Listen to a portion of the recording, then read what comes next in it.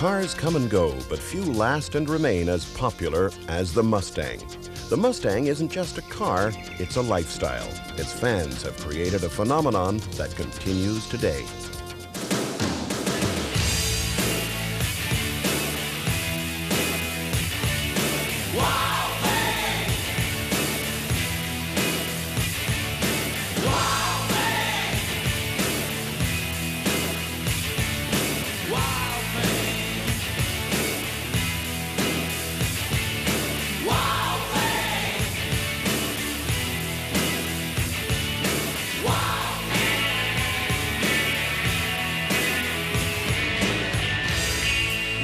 I think I love you, but I wanna know for sure. Come on, hold me tight. You move me. Wild thing,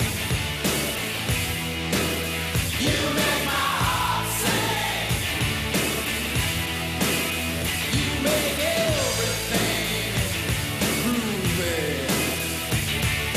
Wild thing,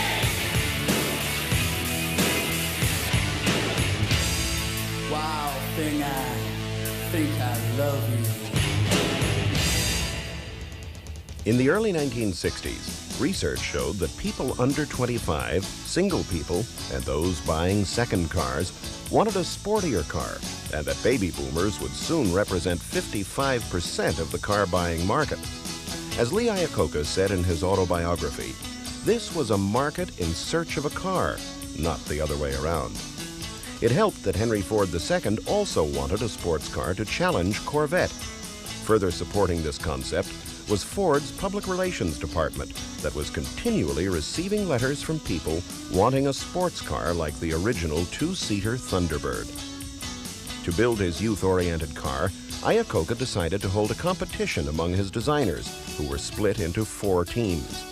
On August 16, 1962, it was a white-painted clay model nicknamed Cougar, designed by Joe Orris, Gail Halderman, and L. David Ash, that wowed everyone. It became the Mustang II prototype and remained basically unchanged from model through production. Only the frontal area, tail section, and most importantly, the name were changed in the production car. As they say, the rest is history. April 16, 1964, all 3 television networks ran Mustang commercials like these during prime time, quoting directly, "Coming April 17th, the unexpected, the Ford Mustang. For Americans who want bucket seats, stick-shift action, who want the elegance of a European touring car, and until now had to settle for basic transportation. This is for them. This is Mustang." With an unexpected variety of options, Mustang is the one car designed to be designed by you. Get ready to meet the unexpected April 17th at your Ford dealers. Mustang is only days away. The next day, 2,600 newspapers carried advertisements or articles. It was a cover story for Newsweek and Time. The latter dubbed it a Ferrari for the masses. At the New York World's Fair, April 17th, the Mustang made its debut, where it was a major hit. It was shown as a hardtop and a convertible. Initially, they came with 3 engine sizes: the 170 cubic inch, 101 horsepower straight 6 with floor-mounted 3-speed manual gearbox, the 200 CID 1-barrel, and the 260 cubic inch, 160 horsepower V8, and Ford's Cruise-O-Matic 3-speed automatic. Another available option was a vinyl covering for the hardtop.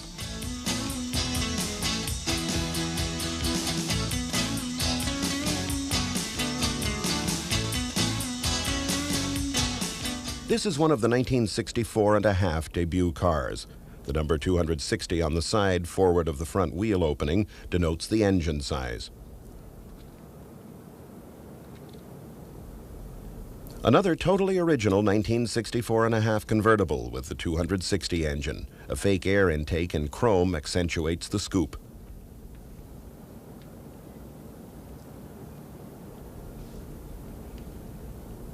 In June 1964, the high-performance 289 V8 appeared. This would become the most popular engine. It had a 10.5-to-1 compression ratio and a single 4-barrel carburetor. Soon afterwards, the 260 was dropped and the 170 was replaced by the 200 CID inline 6. Wire hubcaps were optional. Behind the front wheel opening is the word Mustang, preceded by a red, white, and blue vertical bar with the galloping pony cast on top, which always faced front. The reaction was pandemonium to Mustang's sporty, youthful style. Ford dealers had to close their doors because of the crush. A Mustang was sold by lottery because of the demand, and the winner slept in the car until his check cleared. A truck driver, mesmerized by the car in a San Francisco showroom, plowed through the window. There just hadn't been anything like the Mustang. It was the right car for the right time. A sports car with a back seat. It had the power and styling of a sports car, but room enough for a couple of friends. It appealed to the young and the young at heart.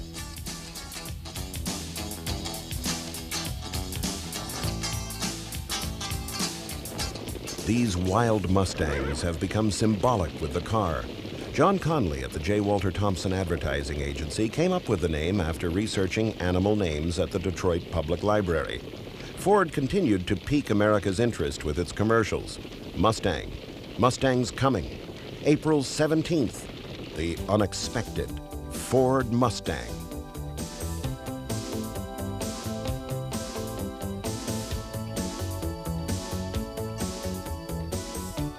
The hardtop was advertised as practical, economical, but beautiful. The sporty convertible stressed the optional rally pack and optional high-performance 289 V8 engine. The vinyl top version was touted as elegant but affordable. In some 1964 commercials, Ford proudly boasted that Tiffany & Company, so renowned for elegance and style, had given the Ford Mustang its coveted Gold Medal Award for excellence. The commercial also pointed out that it was the only time Tiffany had given an automobile an award.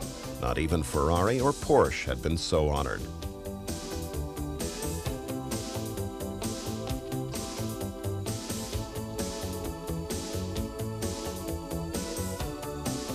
Lee Iacocca insisted it cost less than $1 a pound. It weighed 2,500 pounds and cost $2,368 FOB Detroit.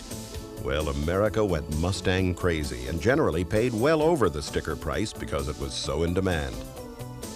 100,000 were sold in the first 4 months, 1,000 a day in 1964. Frank Sinatra and Debbie Reynolds, among other celebrities, ordered one the first day. The fastback, named the 2+2, appeared in September 1964. A 1965 fastback with the high-performance 289 V8. This was a great engine originally designed by George F. Sterrett in 1958. It went 0 to 60 in about 12 seconds, had fuel consumption around 17 miles to the gallon, a top speed approaching 110 miles per hour, and could run 100,000 miles or more without trouble. The deluxe optional steering wheel, studded with 18 bright recessed dots and brushed spokes with 12 circular holes. The fastback came with functional air extractor vents. The Mustang commercials suggested owning one could change your life and make you younger, wilder, and freer. Mustangers could take on the cavalry and beat them. A staid librarian dreams of Mexico, gets into her Mustang, lets her hair down, heads south of the border, and becomes a matador. The timid became brave, the weak, strong, and the sedate became wild. When you became a Mustanger, bullies couldn't push you around anymore, and you could take on the world. This 1965 Mustang GT has been completely self-restored by its original husband and wife owners.